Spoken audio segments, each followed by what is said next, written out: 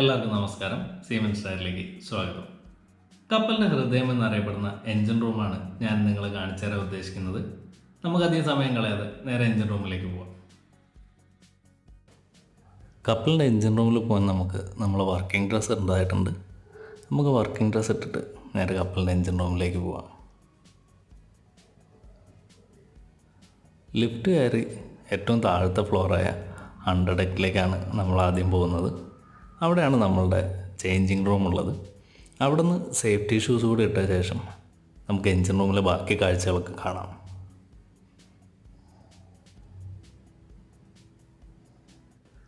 ഇത് കപ്പലിലെ എയർ കണ്ടീഷൻ്റെ കംപ്രസറുകളാണ്. തൊട്ടടുത്തുള്ളത് കപ്പലിൻ്റെ റെഫ്രിജറേഷൻ സിസ്റ്റത്തിനുള്ള കംപ്രസറുകളുമാണ്. ഈ കാണുന്നൊരു കലോറിഫയറാണ്. ചൂടുവെള്ളം നമുക്ക് ആവശ്യത്തിനനുസരിച്ച് എത്താൻ വേണ്ടിയിട്ടുള്ള ഒരു എക്യുപ്മെൻ്റാണ്. കപ്പലിലെ സീവേജ് ഹോൾഡിംഗ് ടാങ്കും വാക്വം ടാങ്കും ഇവിടെയാണുള്ളത്. സത്യം പറഞ്ഞാൽ കപ്പലിലെ സെപ്റ്റിക് ടാങ്ക് എന്ന് തന്നെ ഇതിന് പറയാം. പക്ഷേ ഇതിനകത്തുള്ള സീവേജ് എല്ലാം ട്രീറ്റ്മെൻറ്റിന് ശേഷമാണ് നമ്മൾ കപ്പലിൽ നിന്ന് പുറത്തേക്ക് പോകുന്നത്. കപ്പലിലുടനീളം നിങ്ങൾക്ക് ഫയർ ഫൈറ്റിങ്ങിനുള്ള എക്യുപ്മെൻറ്റ്സ് സ്റ്റാൻഡ് ബൈ ആയിട്ട് വെച്ചത് കാണാൻ പറ്റും. കാരണം കപ്പലിനെ സംബന്ധിച്ച് ഒരു തീ പിടിക്കുക എന്ന് പറയുന്നത് വലിയൊരു അപകടമാണ്. അതുകൊണ്ട് നമ്മളെപ്പോഴും അതിന് പ്രിപ്പയർ ആയിട്ടാണ് ഇരിക്കാറുള്ളത്. കോണി ഇറങ്ങി നേരെ അണ്ടർ ഡെക്ക് പാസേജിലേക്കാണ് നമ്മൾ എത്തുന്നത്. കുറച്ച് വലിയ കപ്പലായതുകൊണ്ട് കപ്പലിനകത്ത് സൈക്കിൾ ഓടിച്ചൊക്കെയാണ് ഞങ്ങൾ പോകുന്നത്. ഇതിപ്പോൾ താമസ സ്ഥലത്ത് നിന്ന് എൻജിൻ റൂമിലേക്ക് നമുക്ക് ഏകദേശം ഒരു 150 മീറ്റർ ഡിസ്റ്റൻസ് ഉണ്ട്. അപ്പോൾ പോകാനുള്ള ആ യാത്ര എളുപ്പമാകാൻ വേണ്ടിയിട്ട് നമ്മളിവിടെ സൈക്കിളാണ് ഉപയോഗിക്കുന്നത്. നമുക്കൊരു സൈക്കിളെടുത്ത് നേരെ എൻജിൻ റൂമിലേക്ക് പോകാം. ചെറിയ കപ്പലുകളിലൊക്കെ താമസ സ്ഥലത്തിൻ്റെ നേരെ താഴെ തന്നെയാണ് എൻജിൻ റൂം ഉണ്ടാവാറുള്ളത്. എന്നാൽ ഇവിടെ ഒരു 150 മീറ്റർ പുറകിലാണ് എൻജിൻ റൂം ഉള്ളത്. ഇങ്ങനെയുള്ള വലിയ കപ്പലുകളിൽ മാത്രമാണ് ഇങ്ങനെ സൈക്കിളൊക്കെ ഉപയോഗിച്ച് എൻജിൻ റൂമിലേക്ക് പോകുന്നത്. ഇതാണ് നമ്മുടെ എൻജിൻ റൂമിൻ്റെ മെയിൻ എൻട്രൻസ്. ഓതറൈസ് ആയ ആൾക്കാർക്ക് മാത്രമേ എൻജിൻ റൂമിലേക്ക് കയറാനുള്ള അനുവാദമുള്ളൂ. അവിടെയുള്ള മെഷീനറീസിൻ്റെയൊക്കെ ഇമ്പോർട്ടൻസ് കാരണം ഏതെങ്കിലും ഒരു അപകടം ഉണ്ടാകാനുള്ള സാധ്യതയൊക്കെ മുൻനിർത്തിയാണ് ഇങ്ങനെ ഒരു നിയമമുള്ളത്. എൻജിൻ റൂമിൽ നോയിസ് ലെവൽ കുറച്ച് കൂടുതലായതുകൊണ്ട് ഇയർ പ്രൊട്ടക്ഷൻ നമുക്ക് ഉപയോഗിക്കേണ്ടതായിട്ടുണ്ട്. അതേപോലെ തന്നെ നമ്മുടെ സേഫ്റ്റിക്ക് വേണ്ടിയിട്ട് ഒരു ഹെൽമെറ്റും ഞങ്ങൾ സാധാരണ എൻജിൻ റൂമിൽ ഉപയോഗിക്കാറുണ്ട്. എൻജിൻ റൂമിലകത്ത് കയറി നമ്മൾ ആദ്യം പോകുന്നത് എൻജിൻ കൺട്രോൾ റൂമിലേക്കാണ്. പേര് സൂചിപ്പിക്കുന്ന പോലെ തന്നെ എൻജിൻ്റെയും അതേപോലെ എല്ലാ മെഷീനറികളുടെയും കൺട്രോളും ഓട്ടോമേഷൻ സിസ്റ്റത്തിൻ്റെയൊക്കെ മോണിറ്ററിങ്ങും എല്ലാം ഇവിടെ നിന്നാണ് നമ്മൾ ചെയ്യുന്നത്. എൻജിൻ കൺട്രോൾ റൂമിനെ കുറിച്ച് ഞാൻ ഈ വീഡിയോയിൽ അധികം നിങ്ങൾ കാണിക്കാൻ ഉദ്ദേശിക്കുന്നില്ല. എൻജിൻ കൺട്രോൾ റൂമിൻ്റെ മാത്രമായിട്ട് ഞാനൊരു വീഡിയോ ചെയ്യാനാണ് ഉദ്ദേശിക്കുന്നത്. ഈ കപ്പലൊരു മാൻ ഷിപ്പ് ആയതുകൊണ്ട് 4 മണിക്കൂറത്തെ ഷിഫ്റ്റിൽ ഒരു എൻജിനീയറും ഒരു മോട്ടർമാനും എപ്പോഴും എൻജിൻ റൂമിൽ ഉണ്ടാവാറുണ്ട്. ഇതാണ് എൻ്റെ പാർട്ട്ണർ, വൈശാഖ് എന്നാണ് പേര്. കാസർഗോഡുകാരനാണ്. മോട്ടർമാൻ എന്ന റാങ്കിലാണ് പുള്ളി ജോലി ചെയ്യുന്നത്. ഞാൻ മാത്രം വീഡിയോ എടുത്താൽ കപ്പലിലുള്ള എക്യുപ്മെൻസിൻ്റെ വലുപ്പം നിങ്ങൾക്ക് മനസ്സിലാവാത്തതുകൊണ്ട് ഈ ഒരു റൗണ്ട് പോകുമ്പോൾ നമ്മൾ വൈശാഖിനെയും കൂടെ കൂട്ടുവാണ്. ഹെൽമെറ്റും ഇയർ പ്രൊട്ടക്ഷനും അതേപോലെ നമുക്ക് ആവശ്യമുള്ള PPEകളൊക്കെ ഇട്ട് നമ്മൾ എൻജിൻ റൂമിൻ്റെ അകത്തേക്ക് പോവുകയാണ്. ഈസിയർ പ്ലാറ്റ്ഫോമിൽ നിന്ന് സ്റ്റെയർ ഇറങ്ങി താഴേക്ക് വരുമ്പോൾ ആദ്യം നമ്മൾ വെൽക്കം ചെയ്യുന്നത് കപ്പലിൻ്റെ മെയിൻ എൻജിൻ തന്നെയാണ്. 13 മീറ്റർ ഹൈറ്റും 23 മീറ്റർ ലെങ്ത്തുമുള്ള ഈ എൻജിന് ഏകദേശം 2050 ടണ്ണാണ് ഭാരം. 92,000 bhp ആണ് ഈ എൻജിൻ ഉൽപ്പാദിപ്പിക്കാൻ പറ്റുന്ന പവർ. കപ്പലിൽ ഇൻസ്റ്റാൾ ചെയ്യുന്നതിൻ്റെ മുന്നേ ഈ എൻജിൻ്റെ ഒരു പഴയ ഫോട്ടോയാണ് നിങ്ങളിപ്പോൾ കാണുന്നത്. ഹുണ്ടായി ഹെവി ഇൻഡസ്ട്രീസും വാട്സില്ല എന്നൊരു ഫിൻലാൻഡിലെ കമ്പനിയും ചേർന്നാണ് ഈ എൻജിൻ നിർമ്മിച്ചത്. എൻജിൻ്റെ മുകളിൽ നിൽക്കുന്ന ആളെ ഒരു റെഫറൻസായി ഉപയോഗിച്ച് നിങ്ങൾക്ക് എൻജിൻ്റെ വലുപ്പം മനസ്സിലാക്കാൻ പറ്റുമെന്ന് ഞാൻ പ്രതീക്ഷിക്കുന്നു. അവിടെ നിന്ന് ഇറങ്ങി നമ്മൾ നേരെ എത്തുന്നത് നമ്മളുടെ ജനറേറ്റർ പ്ലാറ്റ്ഫോമിലാണ്. കപ്പലിലാകെ 4 ജനറേറ്ററുകളാണുള്ളത്. നമ്മൾ കല്യാണ വീട്ടിലൊക്കെ കാണുന്ന പോലെ ചെറിയ ജനറേറ്ററുകളല്ല. ജനറേറ്ററിൻ്റെ സൈസ് നിങ്ങൾക്കിപ്പോൾ മനസ്സിലാവുന്നുണ്ടെന്ന് ഞാൻ വിചാരിക്കുന്നു. 8 സിലിണ്ടറുള്ള 2 ജനറേറ്ററും അതേപോലെ തന്നെ 6 സിലിണ്ടറുള്ള വേറെ 2 ജനറേറ്ററുമാണ് നമ്മൾ കപ്പലിലുള്ളത്.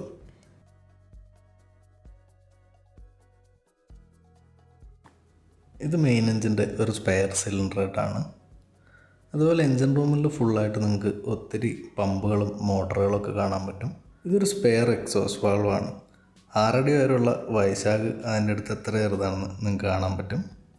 ഇത് കപ്പലിലെ ഫ്രഷ് വാട്ടർ ജനറേറ്ററാണ്. കടൽ വെള്ളത്തിൽ നിന്ന് കുടിക്കാൻ പറ്റുന്ന ഫ്രഷ് വാട്ടർ ഉണ്ടാക്കുന്ന ഒരു എക്യുപ്മെൻ്റാണ്. ഇതിനെക്കുറിച്ച് ഞാൻ ഡീറ്റെയിൽ ആയിട്ട് വേറൊരു വീഡിയോയിൽ നിങ്ങൾക്ക് പറഞ്ഞുതരാം. കപ്പലിലെ മെയിൻ എഞ്ചിനും ജനറേറ്ററും ഒക്കെ കംപ്രസ്ഡ് എയർ വെച്ചിട്ടാണ് സ്റ്റാർട്ട് ചെയ്യുന്നത്. അപ്പോൾ ഈ കാണുന്നതാണ് കപ്പലിലെ എയർ കംപ്രസറുകൾ. 5 കംപ്രസറുകളാണ് എൻ്റെ കപ്പലിലുള്ളത്. ഈ കംപ്രസറിൽ നിന്നുണ്ടാകുന്ന കംപ്രസ്ഡ് എയർ ഒരു എയർ ബോട്ടിൽ സ്റ്റോർ ചെയ്ത് വെക്കും. എന്നിട്ട് ആവശ്യത്തിനനുസരിച്ച് ഉപയോഗിക്കുകയാണ് ചെയ്യുന്നത്. കപ്പലിലുള്ള ബാക്കി ക്ലീനിങ് പർപ്പസിനും ഉപയോഗിക്കാൻ വേണ്ടിയിട്ട് ഒരു എയർ കംപ്രസർ ഇവിടെ ഉണ്ട്.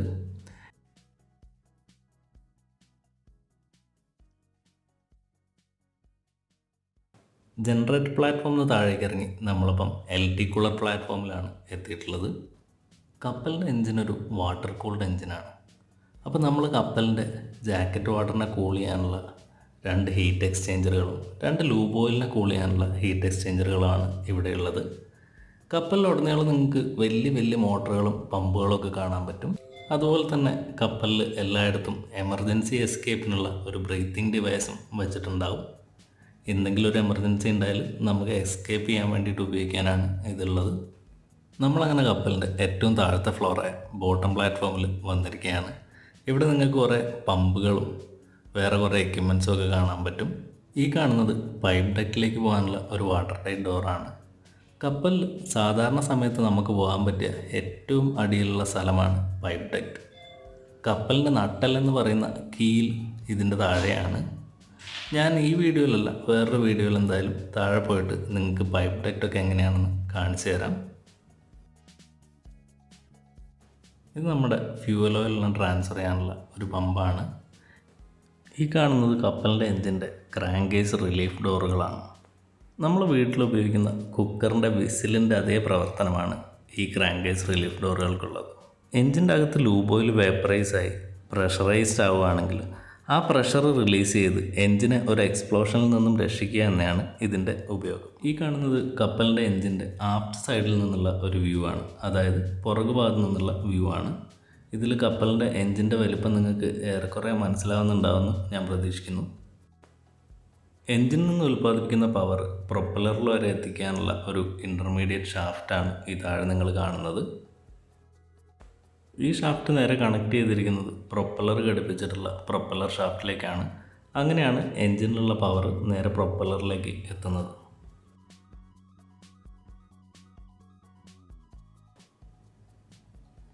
എന്തെങ്കിലും ഒരു എമർജൻസി ഉണ്ടായാൽ നമുക്ക് എത്രയും പെട്ടെന്ന് എൻജിൻ റൂമിൻ്റെ പുറത്തേക്ക് പോകാൻ വേണ്ടിയിട്ടുള്ള ഒരു എസ്കേപ്പ് വേ ആണിത്. ഇതിൽ കൂടെ കയറി നമ്മൾ നേരെ മേലേക്ക് പോയാൽ എൻജിൻ റൂമിൻ്റെ അകത്തല്ലാതെ പുറത്തൊരു സ്ഥലത്ത് സേഫായിട്ട് നമുക്ക് എത്താൻ പറ്റും.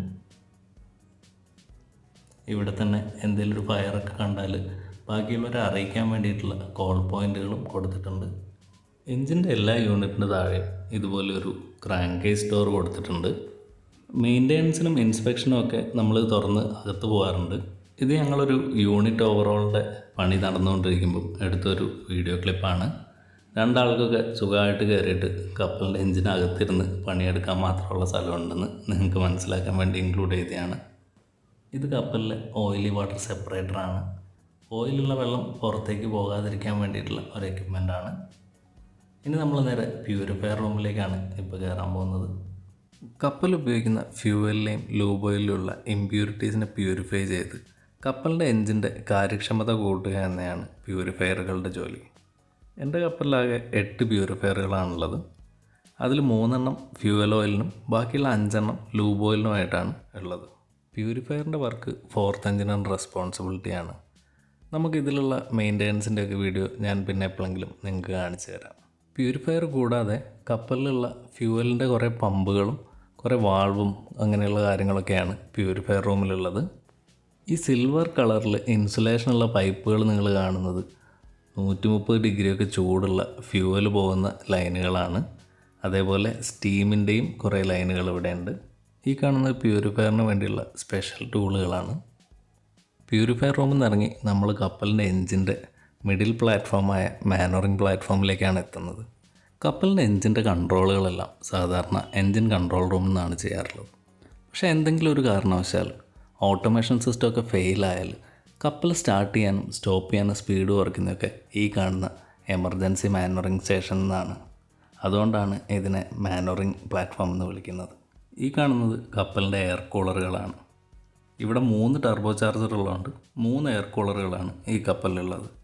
ടർബോ ചാർജർ എന്നുള്ള എയറിനെ കൂൾ ചെയ്ത് സ്കാവൻ സ്പേസിൽ എത്തിക്കുക എന്നതാണ് എയർ കൂളറുകളുടെ ജോലി.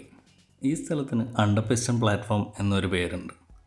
ഈ മുന്നിൽ കാണുന്ന ഡോറ് തുറന്നിട്ടാണ് കപ്പലിൻ്റെ പിസ്റ്റൺ റിങ്സും അതുപോലെ ലൈനറിൻ്റെയൊക്കെ കണ്ടീഷൻ നമ്മൾ മോണിറ്റർ ചെയ്യുക.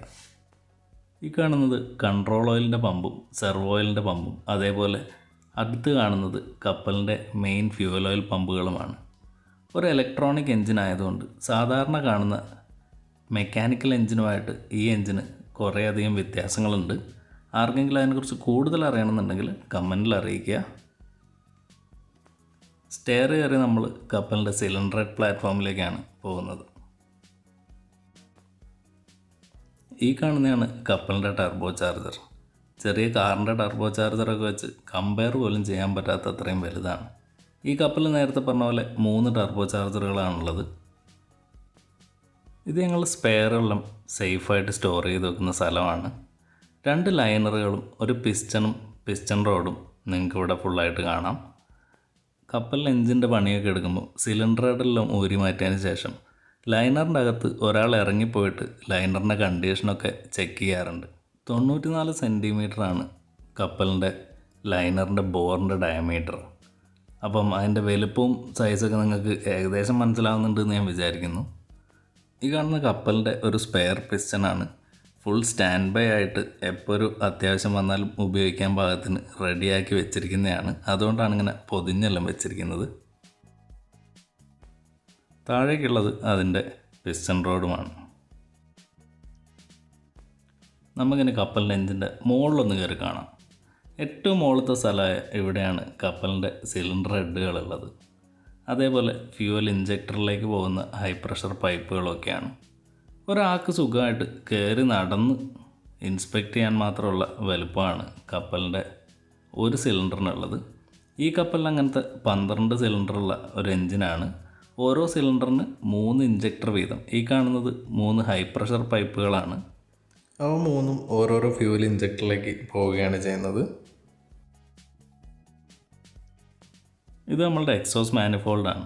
ഓരോ സിലിണ്ടറിൽ നിന്നുള്ള എക്സോസ്റ്റ് ഒരു മാനിഫോൾഡിലേക്ക് പോയി അവിടെ നിന്ന് പുറത്തേക്ക് പോവുകയാണ് ചെയ്യുന്നത്. ഈ കാണുന്നത് ഓരോ എക്സോസ്റ്റ് വാൾവാണ്.